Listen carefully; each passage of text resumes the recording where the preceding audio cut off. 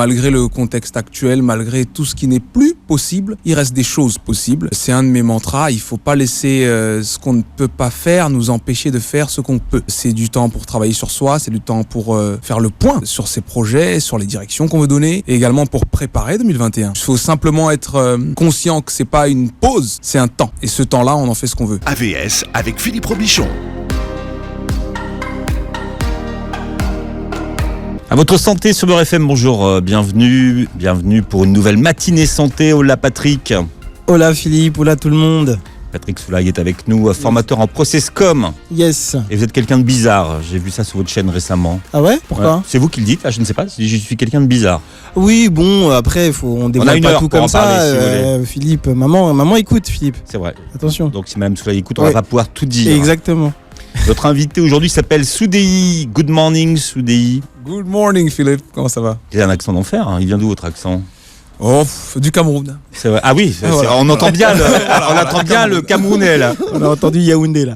Exactement. Vous êtes devenu entrepreneur avant de devenir conférencier et coach de vie. Vous avez commencé par perdre beaucoup de poids, ce que vous avez transmis à ceux qui ont suivi votre chaîne. Comment vous avez fait pour perdre tellement de poids? Bah justement, dans cette vidéo, j'explique qu'on m'a beaucoup vendu des raccourcis et je me suis rendu compte qu'en fait, les raccourcis, c'était du travail. Donc le froid, le chaud, ça marche pas. Non, pour perdre du poids, ça marche pas. Quand on va voir ces gens-là, ils nous disent oui, mais pensez quand même à manger moins de pain, et pensez à pas manger le soir, et pensez quand même à faire de l'exercice et à boire beaucoup d'eau. Donc au final, on fait la même chose. Voilà. Plus. Voilà, sauf qu'on pense beaucoup plus à ce froid ou à ce X ou Y. Vous publiez votre premier livre qui s'appelle Tout le monde a un mindset. Yes, on va le montrer à la caméra. Vous écrivez un livre alors que vous avez mis longtemps avant d'en lire un. Ouais. Et c'est la lecture du livre de votre oncle qui vous a changé votre vie. Ah, j'adore. Le travail est très bien fait. J'adore. Mon oncle, c'est Paulo Coelho, du coup? Bah oui. Ah, non. Oui. Moi, je suis très premier degré. Moi, si vous me dites, mon oncle, c'est Paulo Coelho. J'adore. Effectivement, il m'a beaucoup. En fait, il m'a ouvert l'esprit, son bouquin L'Alchimiste. On fait allusion à L'Alchimiste. C'est un bouquin qui est écrit très simplement avec différents degrés de compréhension, que j'ai trouvé tout de suite très captivant, parce que déjà c'est un roman, c'est un voyage initiatique, on a un héros auquel on s'identifie, qui se balade et qui vit des choses. Et ça a rendu la lecture beaucoup plus agréable pour moi, en fait. J'ai grandi avec quelques difficultés, comme je le dis dans mon bouquin. Et la lecture, c'était pas forcément mon fort, quoi. Du coup, la lecture, l'école. Voilà, l'école. L'école, il y a la lecture, donc forcément, j'aime pas l'école s'il y a la lecture. Et donc, ça a été ça pendant longtemps. Puis voilà, une lecture et tous les enrichissements qui vont avec, ça m'a rendu curieux. Et puis ça y est, c'était parti. Qu'est-ce que vous avez aimé dans L'Alchimiste? Ça dépend. À chaque lecture, j'ai aimé différentes choses. Déjà, j'aime beaucoup son style. Vous l'avez lu plusieurs fois? Ah oui, je l'ai lu au moins 5 fois, sincèrement. Et je pourrais le relire, là. J'ai pas le temps. Maintenant, je passe à la radio et tout, je peux pas. J'écris mes propres bouquins. Le gars, il fait une vidéo tous les lundis, il est débordé. Non, mais au-delà des vidéos, il y a beaucoup de choses que je fais quand même. Il y a du coaching, il y a des événements que je prépare. Je travaille beaucoup. Je suis dans une phase où... c'est un peu comme le régime, justement. Je suis dans une phase où il y a beaucoup de petites choses qui ne ressemblent à rien, qui ont l'air d'être des détails et qui n'en sont pas.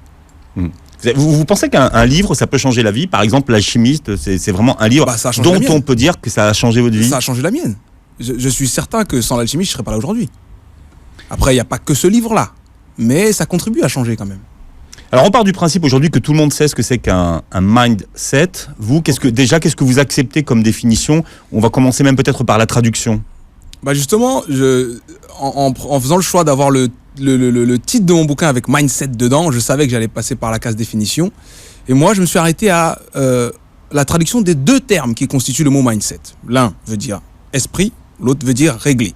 Donc pour moi, le mindset, c'est le réglage de l'esprit. Aussi simplement que ça. Comme quand on veut écouter Beurre FM à Paris, c'est 106.7. Si on se met sur autre chose, c'est pas Beurre FM. Donc chacun a on a l'application sur son téléphone. Oh, c'est pas mal, Ouais. Mais on installe l'appli. Il y a aussi un réglage. Il y a aussi un réglage pour cette appli. Donc réglage de l'esprit, quel est l'élément le plus important qui compose le mindset? Pour moi, le plus important de tous, c'est les croyances. Les croyances au sens fondamental, au sens PNL du terme, à savoir quand on est certain d'une chose, forcément on est incapable d'agir autrement qu'avec cette certitude-là. Il y a l'époque où les gens pensaient que la Terre était le centre du monde, ils ont pensé ça. Ils pensaient que la Terre était plate, ils ont pensé ça. À l'époque où, voilà, ce qu'on pense certain, c'est comme les fondements de ce qu'on peut échafauder dans sa vie, en fait. C'est l'histoire qu'on se raconte. Voilà. C'est l'histoire qu'on se raconte. Tout à chacun, on se raconte une histoire et après, on en fait une vérité. Parce que les gens, quand on parle de croyance, ils n'ont pas tous la même définition aussi.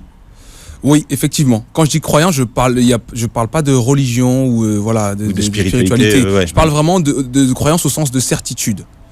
Par exemple, si je vous demande, Philippe, quelle est la couleur de votre pull ? Je pense qu'il est rouge. Voilà, parce que je suis daltonien. Voilà, c'est une croyance. C'est une croyance. Jusqu'à preuve et si un jour. Mais c'est ma croyance. Moyen, voilà, c'est exactement ça en fait. Donc pour moi, la base, le pied vraiment, la base du mindset, c'est les croyances. Donc à savoir déjà qu'est-ce qu'on considère comme possible, qu'est-ce qu'on considère comme impossible, qu'est-ce qu'on considère comme réalisable, comment on se voit soi-même. Quel est notre point fort, nos points faibles. Beaucoup de gens disent moi je suis pas organisé, c'est comme ça, moi c'est comme ça, je peux pas. Une fois qu'on accepte ça et qu'on se définit comme ça, comment se comporter autrement ? Même en psychologie, on dit que c'est impossible de se comporter continuellement d'une façon qui ne colle pas avec la vision qu'on a de soi. Comme les régimes en fait. On peut pas les continuer dans la durée. Voilà, si on n'est pas capable de se voir comme une personne qui a un corps en X, Y ou Z toute une vie, on va pas le garder toute une vie. Quand vous analysez le mindset de ceux dont on a l'image qu'ils réussissent, qu'est-ce qu'on retrouve comme composante dans ces mindsets ? Justement, j'ai fait tout un chapitre sur ça dans le bouquin. J'ai résumé le tout en 3 philosophies. Et on les retrouve chez n'importe quelle personne qui réussit. De la personne qui a des ambitions grandes, à celle qui a des ambitions plus modestes, de la personne qui essaie de construire une famille, à celle qui essaie de construire un empire, c'est la même chose. La première des choses, la première philosophie, c'est la philosophie du mérite. Autrement dit, on est incapable d'aller chercher quelque chose qu'on ne pense pas mériter. Il faut penser le mériter pour aller le chercher réellement, parce que peu importe ce qu'on essaie de faire, en réalité, il y aura de l'adversité. Beaucoup de gens aujourd'hui ont leur baccalauréat, par exemple. Ce qui fait qu'on ne félicite quasiment plus les jeunes. Bon, oui, vous avez votre bac, il y a 80%, 90%. Pourtant, il y a eu de l'adversité pour ces jeunes. Beaucoup de gens ont un emploi aujourd'hui, on ne les félicite pas. Mais il y a eu de l'adversité pour ces gens qui ont un emploi. Et le schéma est le même, en fait. Il y a cette notion de « je sais que je mérite une chose, je vais la chercher.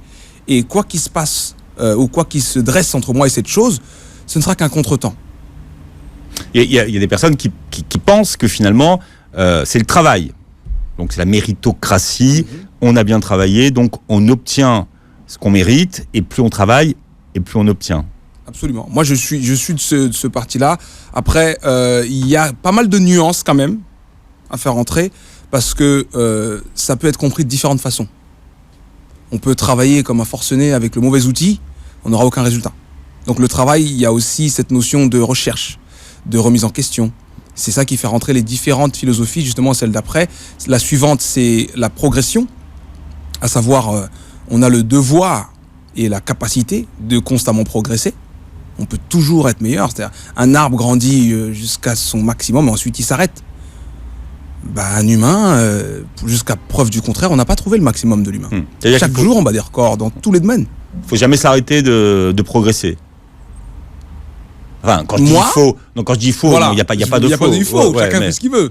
Moi, j'estime que pour se sentir épanoui dans sa vie, accompli, il est bon de progresser, il est bon d'avoir des objectifs, il est bon d'avoir des choses à faire, se lever un matin pour faire quelque chose, vivre une année avec un objectif. C'est très bon, c'est sain. Encore plus dans cette période-ci, où on a tous l'impression d'être à l'arrêt, parce qu'on n'est plus certain de rien, on ne sait pas ce qui peut se passer. Il faut avoir des raisons de bouger, des axes sur lesquels travailler. Philosophie de la progression, c'est votre deuxième philosophie. Et la troisième ? Et la troisième, c'est la philosophie de la maturité. De la maturité. Je voulais faire du suspense. Ah bon ? Non, j'ai cru que parce que j'étais vieux, vous me disiez c'est la vôtre, donc maturité, non. C'est la philosophie de la maturité. Si on était enregistré, on couperait un montage et on rajouterait le suspense, mais comme on est en direct, on ne peut pas toucher. Oh, dommage. Fort dommage, fort dommage. Qu'est-ce que être mature selon vous ?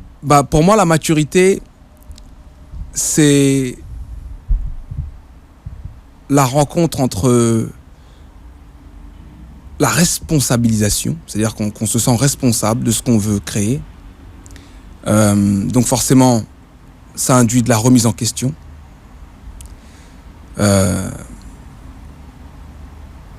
C'est du suspense que vous rajoutez là chaque fois. J'essaye de donner sans trop donner, parce que je suis capable de. Surtout que je viens d'enregistrer la version audio du bouquin, donc je l'ai en tête le chapitre, mais j'ai pas envie de donner un maximum.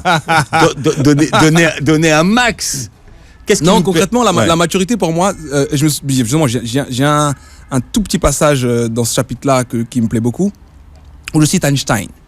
Einstein qui a dit que la folie, c'est refaire exactement la même chose de la même façon et s'attendre à un résultat différent.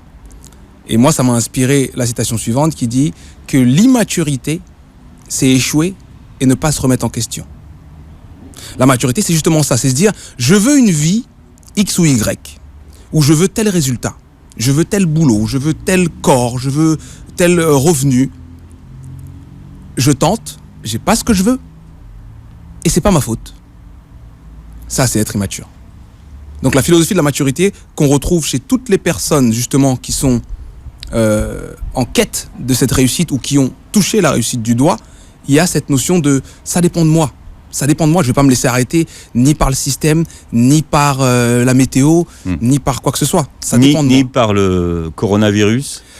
Ni par le coronavirus. Il y en a qui sortent leur épingle du lot là en ce moment. C'est très difficile, c'est compliqué. Il faut justement être ingénieux. Parfois, il faut être patient, parce que c'est pas parce qu'on est mature que quand on loupe, par exemple, je sais pas, si on prend l'exemple d'un athlète olympique, c'est tous les 4 ans. Il loupe, il y a 4 ans pour retenter.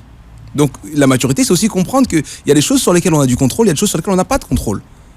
Maintenant, pendant ces 4 ans-là, qu'est-ce qu'il fait ? Il travaille et il implémente et il sait où il a loupé et il ne prévoit pas de retenter de la même façon. Donc là, ce qui est certain, c'est des temps sans précédent pour ce qui concerne le Covid, mais il y a eu des temps sans précédent avant aussi. C'est comme tout. Et pour vous, quelle est la définition d'une expérience enrichissante ? Pour moi, justement, c'est pour la version simple, c'est un échec. Une expérience enrichissante, la plus enrichissante qui soit, c'est l'échec. C'est pas le succès. L'échec, c'est plus enrichissant que le succès. Absolument. Le succès nous apprend rien. Le succès nous enorgueillit. Quand je tente quelque chose et que je réussis, qu'est-ce que j'ai appris ? Rien. On me donne une recette. Je fais la recette et j'ai réussi parfaitement. Ça y est, je suis content. Alors que quand je foire quelque chose, je me dis, tiens, il y a un détail. Je suis passé à côté de quelque chose. Et là, je peux soit améliorer la recette ou soit améliorer ma façon de l'appliquer. Donc, échouer, c'est juste génial.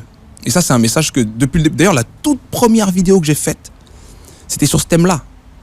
Parce que pour moi, l'échec, c'est une des choses, justement, qui fait que beaucoup de gens n'osent pas, ne pensent pas justement aux différentes philosophies, que ce soit celle du mérite, la progression ou de la maturité, parce qu'ils ont peur d'échouer et ça les paralyse. On retrouve d'ailleurs ces 3 philosophies dans votre livre qui vient de sortir. Alors montrez-le à la caméra, Patrick, puisque l'émission est filmée. Il y a un éléphant, on reparlera des éléphants. Tiens, je vous demanderai comment on dresse un éléphant tout à l'heure. Ou pas, d'ailleurs. Ouais, c'est pas mal. Les éléphants, c'est vraiment des animaux hyper inspirants. J'ai beaucoup d'histoires autour des éléphants. Et beaucoup d'histoires autour des animaux. Vous aimez bien le dressage des animaux ? Bon, ça parle. Ça parle. Après, pas à tout le monde, je sais. Mais c'est parlant. J'aime beaucoup les animaux, les enfants, des choses très simples. Comme je l'explique dans tout ce que je fais, j'ai vraiment l'envie de rendre ces possibilités, ces croyances, cette connaissance accessible au plus grand nombre. Donc je vais pas aller me gargariser de choses et d'histoires compliquées. On peut expliquer les choses les plus complexes de façon très simple. Encore Einstein qui disait que quand on n'est pas capable d'expliquer quelque chose à un enfant de 6 ans, c'est qu'on l'a pas vraiment compris. Et on parlait du mindset, du confinement ce matin avec nos invités. Patrick Soulaï, formateur en process.com. Il est venu avec Soudéi, qu'on découvre aujourd'hui. Entrepreneur, conférencier et coach de vie. Vous publiez votre premier livre qui s'appelle Tout le monde a un mindset.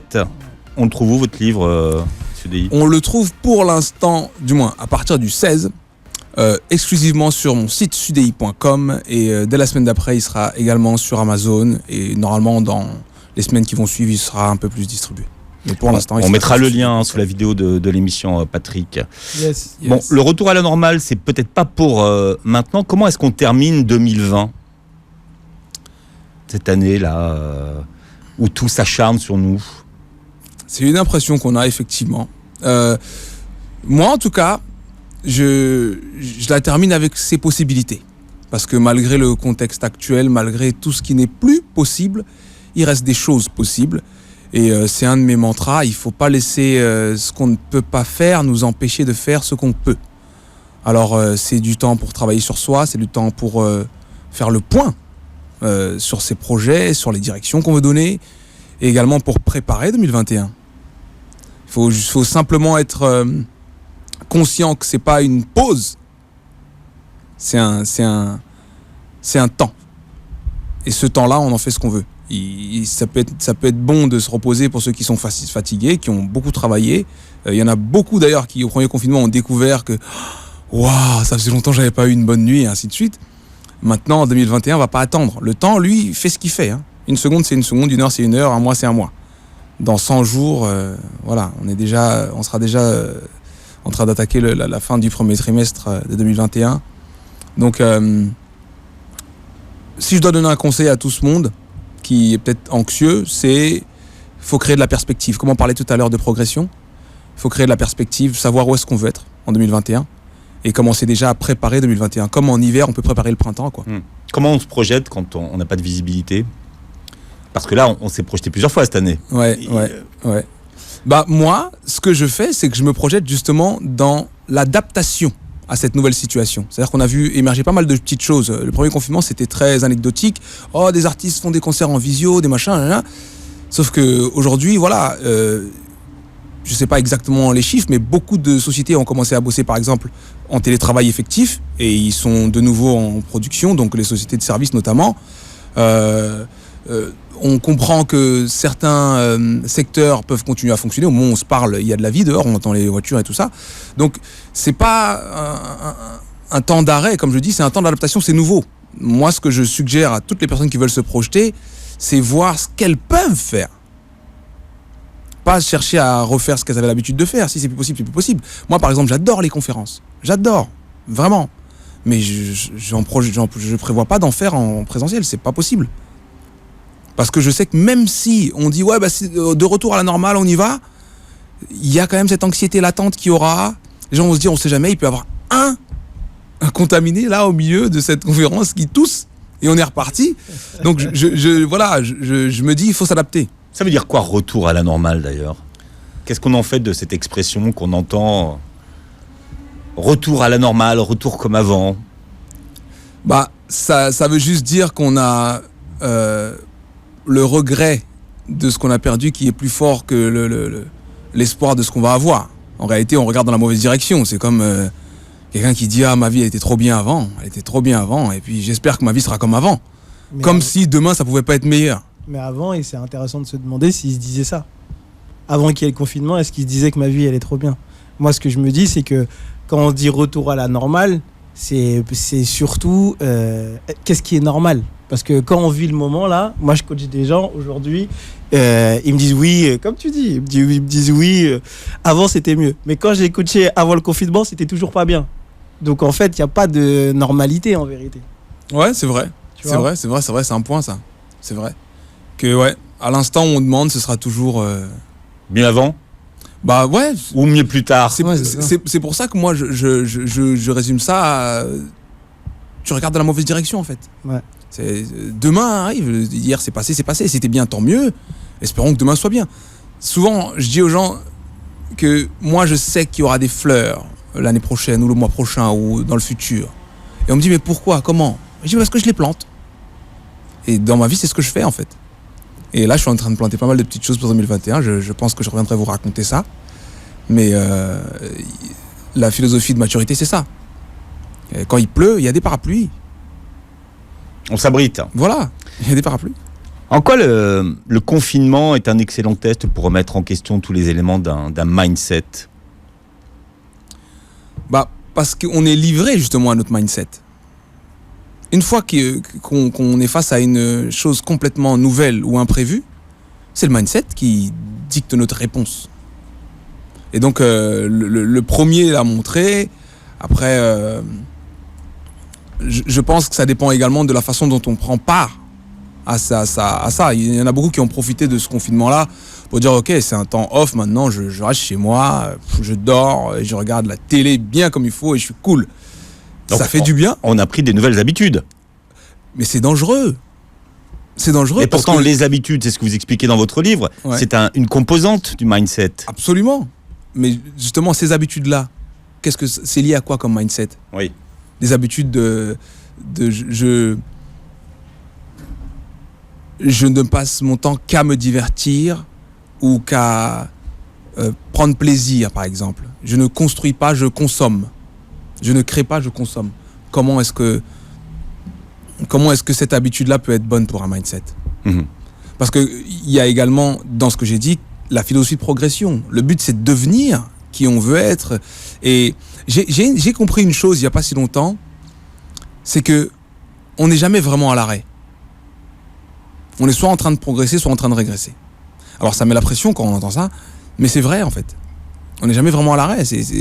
On est soit en train d'avancer vers quelque chose, soit en train de s'en éloigner. Donc il faut être conscient de ça quand on décide de rentrer dans des habitudes, parce que les habitudes, en fait, c'est comme notre vie en miniature. On peut voir quelqu'un, on sait quelles sont ses habitudes. En un instant.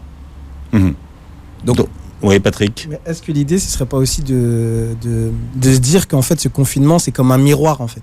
C'est comme un miroir de qui on est. Et parce que c'était un très bon exemple que tu as donné tout à l'heure. Il y a le confinement, ça y est, je me repose. Qu'est-ce que ça dit de cette personne? Au début, les gens se sont reposés, oui, d'ailleurs. C'est ça. Ouais. Au début, les gens se sont reposés. Mais quand les gens ont continué, qu'est-ce que ça dit du comportement? Moi, ce que je pense, c'est que ça dit aussi également d'un mal-être de ce que tu faisais, en vérité. Et c'est pour ça que c'est intéressant de ce qu'on vit là aujourd'hui, parce que moi, je perçois ça comme allez, on arrête de jouer, vous êtes obligé de vous regarder. Comme si on était rentré dans un excès, en fait, dans plein de choses. Et le confinement nous dit, stop, on arrête de jouer aujourd'hui, vous n'avez pas le choix, je vous laisse chez vous, devant votre glace, tout nu, et vous êtes obligé de vous regarder. Vous êtes obligé et ce sera plus la faute de un tel ou de un tel. Ta femme, tu vas vivre avec, hein. Toi, ton boulot, tu vas savoir si tu l'aimes ou pas. Tu seras obligé de te regarder et de voir si ce que tu vis est en train de te plaire, en fait. Le confinement, je trouve que c'est un moment propice pour justement s'interroger, se regarder et aussi décider de quelle vie on veut vivre, et peut-être dans le prolongement quel mindset on veut adopter par rapport à ça. Qu'est-ce que tu en penses? Ouais, je suis un peu d'accord avec ce que tu dis. Après, l'humain est plein de ressources. Dans le sens où, effectivement, pour certains, ce sera l'occasion de faire le point. Pour beaucoup, ça a été une occasion comme ça qui leur est tombée dessus. Et du coup, ils l'ont fait parce que quand on a la tête dans le guidon, on travaille, on n'a pas le temps de se poser toutes ces questions-là ou de se regarder réellement, comme tu dis. Mais après, le temps libre, à notre époque, là, on peut l'utiliser à encore plus se regarder ailleurs. C'est-à-dire qu'il y a un écran partout. Il y a des écrans partout. Et ce temps d'écran, c'est pas forcément un temps où tu te regardes. C'est un temps où justement tu switches entre le stress peut-être du travail ou les choses que tu faisais dans ton cadre professionnel qui ne te plaisaient pas, avec des choses qui t'occupent. C'est ça. Voilà, mais du coup, donc il y a aussi cette possibilité-là de la personne qui ne sait toujours pas regarder. Parce qu'il y a la possibilité de... Ah non, il y a les réseaux, je passe plus de temps sur les réseaux. Elle a fait diversion, en fait. Voilà, c'est une diversion.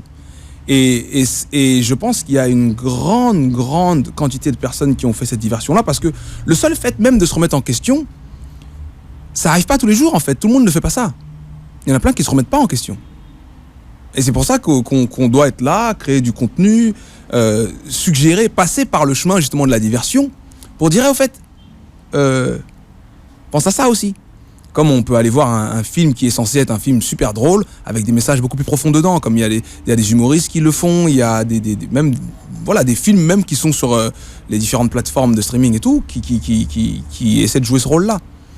Parce qu'il faut donner la possibilité aux gens de faire le bon choix. Parfois, les gens ne font pas le bon choix parce qu'ils ne savent même pas que c'est un choix. Donc, je te rejoins sur le coup du miroir, mais le coup du miroir, c'est pour des gens qui ont déjà un minimum, j'ai pas envie de dire d'éveil, mais qui sont déjà un peu plus dans un process de est-ce que je fonctionne de façon optimale, ou alors qui étaient déjà dans une phase de ce que je vis, je sais que ça me plaît pas, mais on est dans le jus, il faut payer mon crédit, mes machins, mes X, mes Y, j'ai des responsabilités. Mais est-ce que le confinement il touche pas là-dedans? Parce que moi je suis d'accord avec toi en général, mais le confinement il a aussi une réalité économique. Une réalité qui touche le portefeuille en vérité. C'est pas juste, on n'est pas juste bloqué chez soi et on bouge pas. Les gens, certaines fois, il y a la moitié de leur salaire qui tombe. Donc, à un moment donné, on n'est plus seulement dans un truc où on est. En fait, si je voulais donner une image beaucoup plus précise, je dirais miroir brisé. T'es là, ton miroir il est brisé et t'es en galère en fait. Et dans tes poches il y a des trous et peut-être que je le dis parce que je l'ai vécu lors du premier confinement, mais combien j'ai eu de coachés qui m'ont dit non mais ma femme là peut-être tu vois ce truc de elle me saoule parce que ils sont, et je suis d'accord avec toi, ils sont dans une diversion, mais là le confinement nous touche sur plusieurs aspects économiquement, sur tes loisirs. Donc, parce que oui, il y a diversion, mais il y a aussi création de frustration. Tu vas sur Insta, t'as diversion, mais t'as plus la possibilité d'aller dehors et de peut-être, nourrir. Donc, tu crées une plus grosse frustration, tu vois. Et après, tu te rends compte, tu peux pas ouvrir ta porte, tu vois. Tu peux pas ouvrir ta porte, tu peux pas aller au bout de la diversion. Là, la diversion, elle est. C'est pour ça que je pense qu'on est en train de vivre un moment complètement fou et complètement historique, et on pourra pas dire, tu savais pas, t'as pas eu le choix. Là aujourd'hui, t'as plein d'aspects où on te dit non, tu peux pas aller là-bas.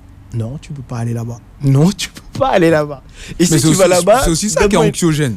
Donne-moi une attestation. C'est anxiogène et en même temps, je pense que malheureusement, l'être humain selon moi, est un être de manque. Et quand on bouge vraiment, c'est quand on s'est mangé une baffe et qu'on se dit, je veux plus. Je veux plus. Et après, on crée le mindset. Le mindset du confinement ce matin. Alors si vous prenez l'émission en cours, Patrick Soulaï est là et puis Soudi est avec nous. Rappelez-nous la définition du mindset que vous donnez dans votre livre qui s'appelle « Tout le monde a un mindset ». Très simplement, le mindset, c'est le réglage de l'esprit. Exactement comme une radio. Comme je disais tout à l'heure, selon la fréquence sur laquelle on est, on capte certaines choses. Donc, Alors comment est-ce qu'on reste motivé pendant un confinement ? C'est important d'avoir des objectifs. Parce que motivation, c'est la force qui nous pousse à agir. Et agir, c'est point A, point B. C'est un mouvement. Il faut bouger vers quelque chose. La motivation, c'est un objectif clair qui nous correspond. C'est pour ça que tout à l'heure, j'ai dit que c'était bon de progresser pour tout le monde. Même sur une journée de confinement 100% strict où il n'y aura aucune sortie de prévue. Il faut prévoir de se lever. Il faut prévoir de s'aérer, il faut prévoir peut-être de faire des étirements ou de l'exercice, il faut prévoir peut-être de lire. En fait, il faut profiter du confinement du mieux qu'on peut. Si on arrête de voir le confinement comme quelque chose qui nous bloque et nous limite, il va arrêter de nous bloquer et nous limiter. C'est aussi une opportunité d'apprendre des choses. On peut avoir des bouquins à lire. Il y en a plein qui disent « Oh, j'ai jamais le temps de lire ». C'est le moment là. Et si on lit ne serait-ce qu'un bouquin par semaine, parce qu'on a le temps de lire un bouquin par semaine, il s'en passe des choses. Ça dépend du bouquin. Patrick, effectivement. Après, ça dépend attention à ce que tu dis. Tu dis, nous avons un champion du monde, un champion de France et un champion d'Europe de lecture rapide. Donc quand tu dis un bouquin par semaine, pour Philippe, c'est très, très, très... C'est peu. C'est très peu. Très peu. Lui, il lit... Voilà. C'est mon petit-déj. C'est ça.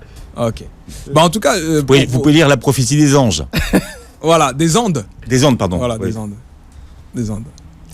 Mais voilà, il y a des opportunités en fait dans chaque situation et le véritable mindset du confinement, c'est justement se régler à chercher ces opportunités.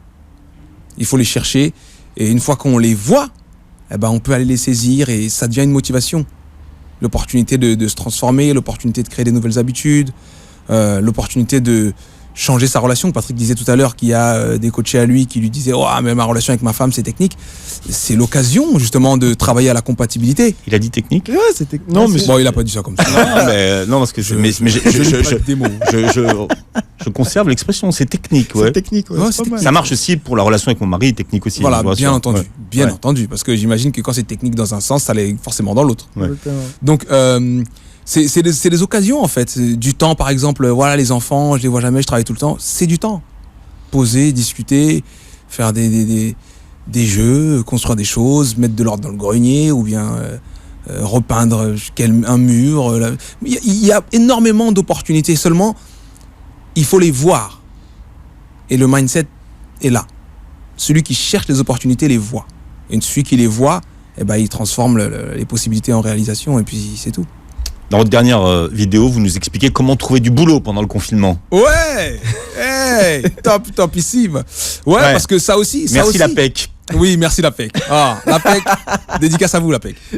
La PEC, Bon, voilà. vous Sur Beurre FM aussi. Vous regarderez, nous l'émission d'emploi c'est le mercredi, mais vous viendrez faire Voilà. pour donner vos conseils effectivement à tous ceux qui sont en galère parce qu'ils doivent trouver un stage ou une alternance pendant le confinement par exemple. Absolument. Et l'idée est la même en fait. L'idée est la même, c'est-à-dire qu'on est réellement coincé dans la vie quand on est incapable de voir une solution ou une sortie ou un chemin. C'est là où on est coincé. C'est pas qu'il n'y a pas de chemin, c'est qu'on ne le voit pas. Il y a une histoire comme ça, l'histoire d'Houdini que vous connaissez peut-être, qui est C'est un grand magicien. Un grand magicien, le chef des chefs. Il faisait des trucs de fou. On le mettait dans l'eau, enfermé, les mains dans le dos, et il sortait à chaque fois. Et un jour, on lui dit bon bah voilà, on a trouvé un truc pour toi. Cette fois-ci, tu sortiras pas. On le met dans une cellule de prison. Il est complètement enfermé. Il teste la serrure, il teste. Et pour la première fois, il n'y arrive pas. 1 heure, 2 heures, 3 heures, 6 heures, il n'y arrive pas. Et au bout de 6 heures, il dit bon bah c'est bon, tant pis, je lâche l'affaire. Et donc il se résigne et il se laisse tomber comme ça sur la grille. Et quand il tombe sur la grille, eh ben la porte bouge. Il n'a pas réussi à l'ouvrir parce qu'elle était déjà ouverte, la serrure. Et c'est des histoires comme ça que j'aime raconter pour que les gens comprennent que on est coincé quand on se sent coincé. On est coincé quand on se voit coincé. Et c'est toute l'importance du mindset. C'est vraiment un réglage. C'est pas une affaire de don ou d'aptitude. C'est un réglage. Très souvent, quand je coach des entrepreneurs, je me rends compte qu'il y a énormément de gens dotés d'une super intelligence. Vraiment, des gens, si on parle de QI et tous ces systèmes de classification, on dirait ouais, super QI. Bon, moi, j'aime pas trop. Mais bon, dotés quand même d'aptitudes, de réflexion assez poussée, de rapidité d'esprit et tout ça, qui ne parviennent pas à créer des choses. Parce que justement, quand il crée une chose, il crée tout ce qui peut empêcher cette chose d'être. Donc on crée quelque chose qu'on enferme ensuite, du coup qui n'existera pas parce qu'on l'a enfermé. C'est les rois du oui mais. On va pas s'en sortir comme ça. On peut pas s'en sortir comme ça. Donc dans ce confinement, il y a effectivement tout un tas de choses qui sont parties, qui sont machin. Oui, ok. Mais il reste quoi ? On peut écouter des playlists. Parce que vous faites des playlists de motivation, de mindset. Absolument. Alors, quel est l'impact d'une playlist sur le mindset ? Expliquez-moi. Bah, c'est tout ce qui se passe en surface. À savoir, on est capable de faire naître une émotion chez quelqu'un simplement en lui suggérant certaines choses comme ça. Si vous sortez dans la rue tout de suite et quelqu'un s'amuse à vous suivre et à dire hey, vous n'êtes pas bon, c'est possible que ça vous énerve un peu. Mais s'il disparaît 5 minutes après, bah, l'énervement partira avec. L'idée en fait de ces petites playlists et de ce petit contenu, c'est justement redonner un peu d'énergie, de boost et la bonne perspective aux gens qui en ont besoin au quotidien. Parce que je fais des événements, d'accord ? Quand on sort d'un événement de SUDI, on est à 455%. Vous connaissez SUDI ? Oui, SUDI, il est très sympa. Hein. Non, mais alors, on avait l'anniversaire de Delon il y a 2 jours. Voilà. Maintenant, on a SUDI qui parle à la 3e personne. Non, mais un voilà. événement de SUDI. Ouais, j'aime bien. SUDI, c'est pas mal. Donc ouais, quand on sort d'un événement de CDI. Mais voilà, je mets beaucoup d'énergie là-dedans. J'ai fait de la PNL aussi pour ça, parce que justement, la PNL, c'est l'art de trouver le bon chemin. Le bon mot, la bonne intonation et tout ça. PNL, c'est comme mindset. On croit que tout le monde sait ce que c'est, mais tout le monde ne sait pas ce que c'est. Donc la PNL, c'est... La PNL, c'est l'art de la verbalisation, de la physiologie et des croyances. Qui sont des composantes du mindset absolument, aussi. Voilà. Absolument, c'est clair. Si on bouge sur ça, on bouge sur le reste. Mais je parlais plus au sens, justement, des systèmes de représentation, du visuel, de l'auditif et tout ça. Les playlists, c'est ça. C'est-à-dire que chacune de mes vidéos, il y a de la musique derrière. J'ai des intonations, des fois il y a des images. C'est des choses pour suggérer quelque chose de positif à la personne qui regarde. De la même façon que certains contenus sont anxiogènes parce qu'ils suggèrent de la peur. Ils suggèrent, attention, ça va pas du tout et les cas augmentent. Et tout ça, mine de rien, que ce soit conscient ou pas, ça crée une certaine peur. Et ça, on parle juste de la situation sanitaire. Il y a d'autres problèmes qui se passent tout autour, qui créent toujours... Moi, je me dis, bon, il faut bien quelqu'un qui fasse le job. Voilà. Moi, mon but, c'est ça. C'est envoyer des messages positifs, envoyer de l'inspiration, envoyer de la motivation pour que chacun puisse avoir le courage d'être qui il a envie d'être ce jour-là, quoi. Ce qui est intéressant dans ce que tu dis, c'est que avec l'histoire de la PNL, c'est que les gens se rendent pas compte en vérité que en fait ces messages positifs ou négatifs, ils rentrent par différents canaux. Et c'est aussi important c'est pour ça que c'est important de lire, c'est important aussi. Moi petit, je comprenais pas pourquoi ma mère elle me disait non, j'aime pas la musique que t'écoutes. Aujourd'hui, je comprends un peu mieux parce qu'en fait, c'est un autre canal aussi de perception. C'était quoi comme musique? Oui, c'est vrai ça. C'était des choses un peu Tupac en mode un peu énervé. Et elle aimait bien Changes, mais quand Tupac il parlait mal de certaines femmes, elle aimait pas trop. Et au final, moi, enfant, je me disais, mais non, maman, c'est comme quand je regarde un film, c'est comme quand je regarde des trucs. Et elle me disait, justement, tu te rends pas compte, mais après avoir regardé ce film, tu veux te battre, tu veux jouer à la bagarre, tu veux te mettre à chanter. Elle m'a dit, donc du coup, mais elle faisait pas de PNL, ma mère. Hein. Il y en a qui peuvent en faire sans savoir. Exactement. Mais du coup, c'est pour ça que c'est important ce que tu dis, Sudei.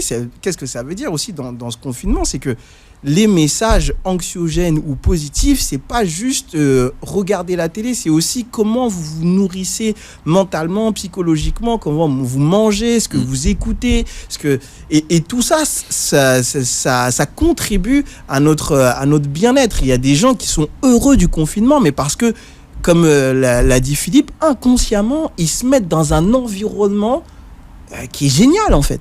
Ouais. Et ça, c'est très important. C'est tout confort. Exactement. Patrick, vous avez le choix. Donc, c'est soit comment on dresse un éléphant, soit l'allégorie du bonsaï. Moi, l'allégorie du bonsaï, je la connais. Vous la connaissez? Ouais, je la connais. On a fait une vidéo ensemble. Moi, je la connais pas.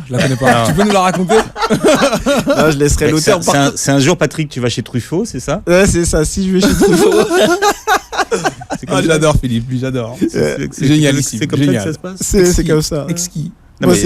Oui. C'est pas bon pour nos auditeurs. On fait un texte à trous là, c'est pas bien. Mais... Non. Pour ceux qui nous écoutent, je vous conseille d'aller voir parce que vous avez fait une vidéo qui s'appelle l'allégorie du bonsaï. C'est sérieux parce qu'il faut vraiment aller voir à quoi ça correspond, tous ces petits arbres. Mais c'est une science de faire un bonsaï. C'est un art. Ouais, c'est un truc de fou. Ils sont je sais pas comment ça s'appelle exactement, mais je sais que c'est un métier en tout cas. Tout le monde ne fait pas un bonsaï comme ça, quoi. Et alors, comment on dresse un éléphant? Eh bien, un éléphant de cirque. Comme il est raconté. C'est lui qui est en couverture de votre livre, d'ailleurs. C'est pas tout à fait lui, mais il lui ressemblait. Ouais. Il avait une trompe aussi. Il est doué en tout cas. Mais en gros, l'histoire d'éléphant de cirque, c'est une histoire, tenez-vous bien, qui va certainement vous surprendre. Alors, quand un cirque décide de faire entrer un éléphant, ils le prennent quand il est bébé. D'accord? Il est vraiment tout petit, un bébé éléphant. Ils lui attachent une cordelette autour du pied et ensuite ils attachent cette cordelette autour d'un piquet. Donc l'éléphant est là pour... Voilà, on l'a attaché là, il peut pas bouger, il peut pas fuir, il essaie de l'arracher, il n'y arrive pas. À mesure qu'il grandit, il essaye et il n'y arrive toujours pas. Et puis à un moment, il arrête d'essayer. Mais il continue à grandir, l'éléphant, parce qu'un éléphant, c'est tout petit au début, c'est à peine plus gros qu'un chien, mais à la fin, ça devient, voilà, selon l'origine de l'éléphant. Mais en tout cas, ça devient quand même très gros, c'est plusieurs tonnes et tout, énorme. Et ma question maintenant, vous savez pas me donner la réponse, je vais pas vous entendre, du moins, vous ne me répondez pas, je parle aux auditeurs. Alors, ma question maintenant, c'est à votre avis, une fois que l'éléphant arrive à sa taille adulte, donc qui pèse quelque chose comme 15 tonnes et qu'il est gigantesque, comment est-ce qu'on le maintient sur place? On laisse la question. On la laisse? Ouais, pour la prochaine émission. Oh, mais l'histoire, elle est pas pareille. Faut qu'on leur dise. J'aime le suspense, mais le suspense, quand il y en a trop, c'est plus du suspense. Donc je dois leur dire. Moi, je veux que vous sachiez que l'éléphant, il n'est pas dans une cage. Il n'a pas une corde en fer ou un piquet beaucoup plus solide. Il a exactement la même cordelette et le même piquet que depuis le début. Comment ça s'explique? La limite n'est pas physique, elle est mentale. La corde et le piquet représentent « je suis immobile, je ne peux pas bouger. Le piquet est plus fort que moi ». Une fois que l'éléphant a appris cette limite, il ne peut pas vivre sans. Et c'est comme ça que ça se passe. Je ne sais pas si vous avez déjà vu, ils le font avec plein d'animaux. Des fois, on attache un cheval à une chaise. Le cheval, il se voit attaché, il dit, je suis attaché, ça sert à rien. Et donc, l'idée, une fois de plus, de cette histoire-ci, c'est comprendre que pour nous, ça se passe exactement de la même façon. Il y a des choses que vous considérez comme impossibles, et je veux que vous vous rendiez compte que c'est juste parce que vous les considérez comme impossibles qu'elles le sont. Aujourd'hui, pour moi, ce qui est impossible, c'est ce qui n'a pas encore été réalisé. Alors, Soudéhi, je rappelle que votre livre vient de sortir. Tout le monde a un mindset. Absolument. Alors, on vous met le lien en dessous de la vidéo de l'émission sur la chaîne YouTube de Beurre FM que vous pouvez regarder. Vous pouvez réécouter l'émission en podcast. Merci Soudéhi d'avoir été avec nous ce matin. Merci de m'avoir reçu. Avec beaucoup de plaisir. Vivement que vous soyez à l'heure. J'adore. Il est incroyable ce monsieur. Il est incroyable. Vous devrez venir lui rendre visite à Beurre FM. J'étais sympa jusqu'à la fin. Ouais. Patrick, on vous retrouve lundi pour les petites annonces de l'amour.